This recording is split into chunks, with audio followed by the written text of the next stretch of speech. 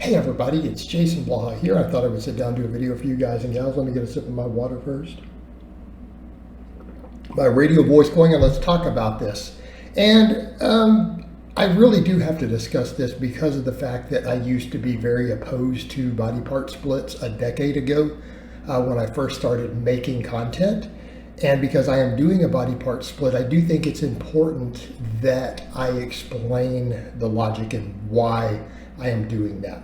Because it's not just an arbitrary thing, and it's not really even a flip-flop. It is simply accepting the scientific evidence. And that is what we have to do. If we're going to be intellectually honest and we look at the data ourselves and look at compiled study after study after study, and it conflicts with something we used to believe and we realize there were flaws in the methodology and ideas of the old studies, you have to accept that, guys. That is how we evolve in our knowledge. We don't just ignore new science, okay?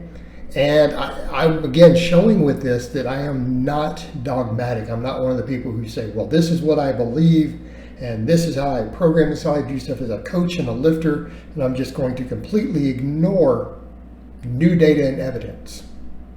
Because it's not that the old didn't work. I mean, I've built elite lifters, okay? You guys have seen me put up videos of people deadlifting 700, squatting 600, benching 400 plus among clients of mine over the years. I've done that. We're talking raw lifters and stuff too. Most of that's like not even sleeves. So it obviously works. But when we're talking about physique development, people have done really well on body part splits. Is anyone going to deny that people have not been extremely successful bodybuilders, fitness models, everything else, doing once a week training for a body part? We've observed it for decades. We can't say it doesn't work. The only argument that we had, and it was myself and all these other evidence-based people, there were a ton of us saying this stuff 10 years ago. So it wasn't just me. It wasn't just me. Upper lowers and things were extremely common, and that was very common in the strength world. There's extremely common. I mean, West Side Barbell ran upper lowers, right? 5-3-1 upper lowers, 4-day upper lower programs coming out of the strength world. So we know it works for that. Plenty of champions, plenty of people with world records trained in that way. But you come over to bodybuilding and physique, the splits worked really well. Our argument, though, was based upon those studies, limited studies, that were saying, hey, muscles only grow up to about 48 hours after you train them. That's what appears to be the case, and then muscle protein synthesis returns to baseline. And here's what our idea was. People would say, well, it doesn't mean you have to do that, but the idea was that if you did too much volume, see where we're going? A lot of us were under the impression, because we all discussed this. We discussed this stuff with each other back then. We had little conversations and stuff. And it was, well, if the volume is too high from a single workout, you may not even start growing for 24 hours while that muscle damage and stuff recovers. And if we only have up to 48 hours of growth, we might only be growing for one day on a really high volume once a week. That's just inefficient. It's not going to work. We need at least that 2 day a week. And then if we have less volume, we recover quicker. We're not missing growth while the tissue is repairing, and then we'll end up getting triple the growth time and all that stuff. This was our ideas. But keep in mind, guys, that's just hypothesis based upon the limited available data. The studies have now shown pretty consistently that once a week training can grow just as much muscle as 2 or 3 times if they do the same volume. In other words, if you do, say, 12 sets in one workout versus 6 sets in 2 workouts or 4 sets in 3 workouts, you gain just as much muscle. Okay, you see where we're going with this? Gain just as much muscle. That's what the studies are showing. However, here's the other thing. We also have studies showing that working muscles from multiple angles produces more total growth by a small amount.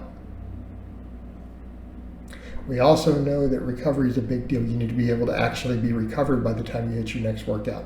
How often, when we're doing higher frequency, is our chest and stuff not recovered and we have a weaker benching day? Pretty frequently.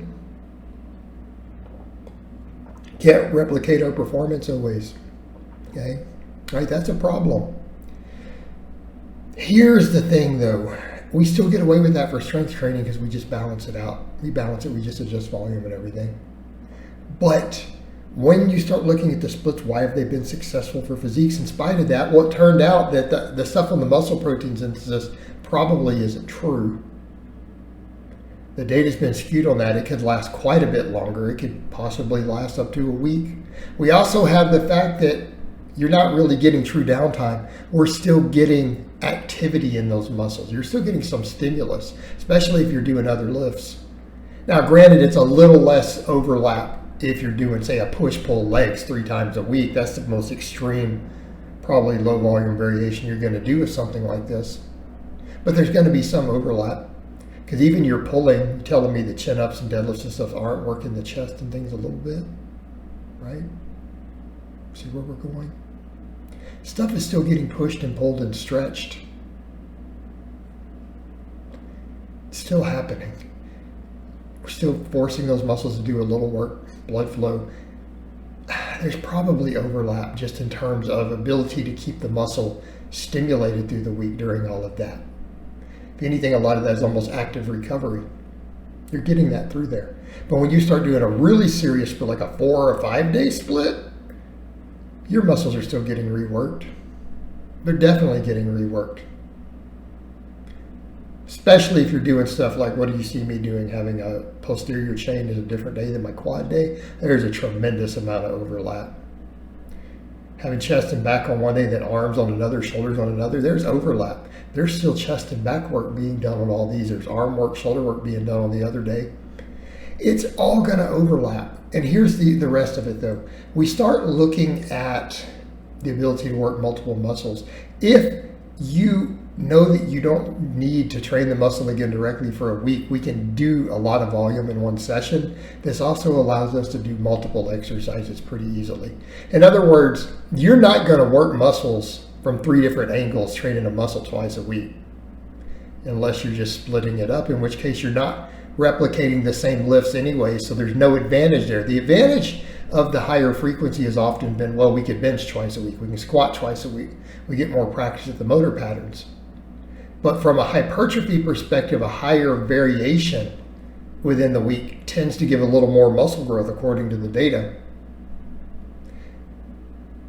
So you're not really going to work a muscle from 3 angles twice a week and still recover from all of it. You're going to have to rotate movements through the week. Now you're just losing the advantage anyways. It's just easier at that point to do it on a split, or specifically, like, what do you see me doing up to like 4 exercises for the same muscle in one workout? You're not doing that training the muscle multiple times a week unless you're doing insane volumes that are probably counterproductive. So when we're looking at it from the perspective of the muscle protein synthesis thing has been largely debunked, but then we're looking at how can I get the most variation? How can I make sure I work every angle of a muscle? You know, you guys saw me do 4 different exercises for my chest this week, 4 different exercises for my lats. Last time I did curls, I did 3 different types of curls. And that's not even counting the chin-ups and stuff on the back day. Hey, we're working all of these angles to make sure that we are recruiting every last available muscle fiber.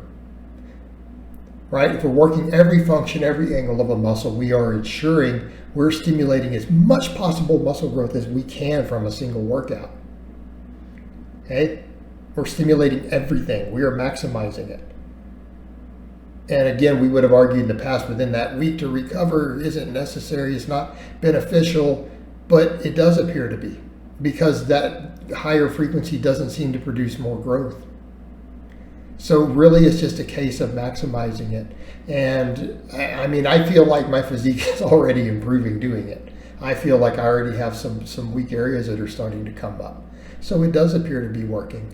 And again, we could argue with that old evidence all we wanted, but the counter argument against us was always, but it seems to work. You're arguing it's not the best, but guys are sure getting good results on it. And therein lay your problem with arguing against it. And the problem I had, it was a point where it just gets stubborn. And now that there's no longer data to really even support the other idea, you have to abandon it and say, you know what? body part splits are probably really good for physique purposes. They may not be optimal for powerlifting. May not be optimal. They can be, though. We've certainly seen champions who do it at the world level. But are they optimal for physique? Is it going to give you that last little tiny bit? Very possibly. And already most people have already trained that way for a long time. It's the normal. It's the norm, and it has been. You can communicate with people easier that way. See your chest day, bro. Because Monday is International Chest Day. Sometimes there's a point where you just have to embrace it. All right, guys, but that's really all I have to say on that today. I hope it's been informative, and I'll talk to you guys next time.